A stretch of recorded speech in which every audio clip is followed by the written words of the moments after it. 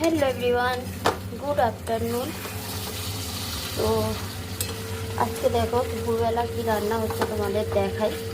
এটা হচ্ছে এই যে চিকেন কষা, আর এখানে দেখো এই যে গরম গরম ভাত হয়েছে। এখানে হচ্ছে মূলো শাক ভাজা, এটা মূলো শাক ভাজা। আর এখানে চিকেন কষা হচ্ছে, চিকেনের ঝোল করব না, কষাই করব, কষা কষা করবো চিকেনটা। অনেকটাই দেরি হয়ে গেছে, প্রায় 2টো বেজে গেছে। আজকে রান্না এখনও হয়নি, তবে চিকেনটা হলেই হয়ে যাবে। তো আজকে দুপুরের মেনু হচ্ছে এই যে চিকেন কষা, আর হচ্ছে মূলো শাক ভাজা আর ভাত। তো এখন এই পর্যন্তই, চলো টাটা।